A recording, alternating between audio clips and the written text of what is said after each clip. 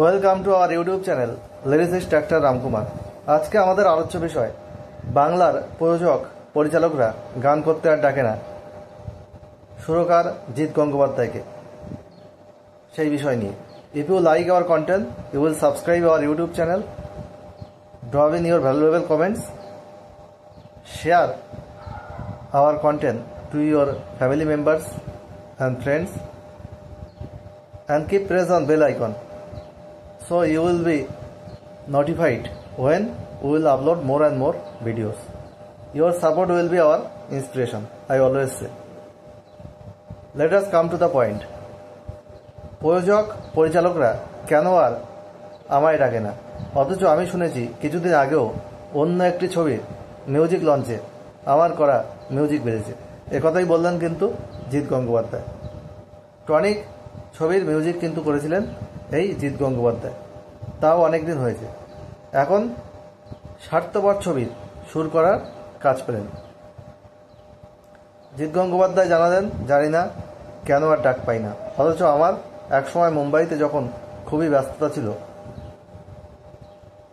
বাংলা ছবিতে dozen dozen সিনেমার hit গান উপহার দিলেও বাংলা ছবি থেকে প্রায় উধাও সঙ্গীত পরিচালক জিৎ গঙ্গোপাধ্যায়।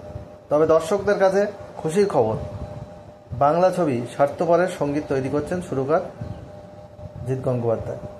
এই ছবি নিয়ে আড্ডা দিতে গিয়ে জিৎ গঙ্গোপাধ্যায় TV9 বাংলাকে জানালেন, তিনি মনে মনে দুঃখ পান যখন বাংলা থেকে কেউ আর কাজ দেন না। আসলে কয়েক দশক ধরে বাংলা সিনেমার একের পর এক হিট গান উপহার দিয়েছেন। এই মুহূর্তের সুপারস্টার দেবের প্রায় সব ছবির গান তার তৈরি কম্পোজিশন। এতদিন তাকে বাংলায় পাওয়া না যাওয়ার কারণ জিজ্ঞেস করতে খুব দুঃখ করে বললেন, আসলে আমি নিজেও ঠিক জানি না প্রযোজক পরিচালকরা কেন আমায় ডাকে না, অথচ আমি শুনেছি কিছুদিন আগেও, যেটা বললাম, অন্য একটি ছবির মিউজিক লঞ্চে তার করা মিউজিক বেজেছে। মুম্বাইয়ে যখন খুব ব্যস্ততার মধ্যে ছিলাম তখনও বাংলা সিনেমার জন্য সুর করেছি। রেকর্ডিং শেষ করে সিডি নিয়ে ছুটতে ছুটতে প্লেনে গান পাঠিয়েছি। সেই ট্র্যাকে গানের শ্যুট হবে।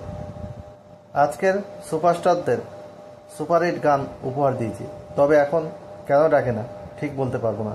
আসলে আমি বাংলা গান করতে চাই, তাই মন খারাপ হয়। প্রসঙ্গত দেব, জিৎ, সোহম সব অভিনেতার দারুণ হিট গানের তালিকা রয়েছে, যেমন পরাণ যায় জলিয়ারে, প্রেম আমার, বোঝে না সে বোঝে না, পিয়ারে, ভজগৌরাঙ্গ, বহু গান হিট হয়েছে। সেই সুপারহিট সুরকার এখন টলিউডে তেমন সুযোগ পাচ্ছেন না, আর সেই হতাশার কথাই শোনা গেল জিৎ গঙ্গোপাধ্যায়ের কণ্ঠে।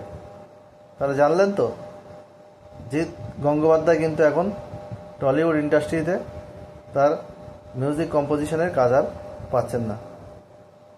কেন, তার কারণ তিনি ঠিকমতো জানেন না, কারণ একসময় প্রায় সমস্ত গান, হিট গান তিনি কিন্তু উপহার দিয়েছেন। যাই হোক, আজকে আমাদের আলোচনা এইটুকুই। আবার খুব তাড়াতাড়ি নতুন আলোচনা নিয়ে আমি আপনাদের সামনে হাজির হব।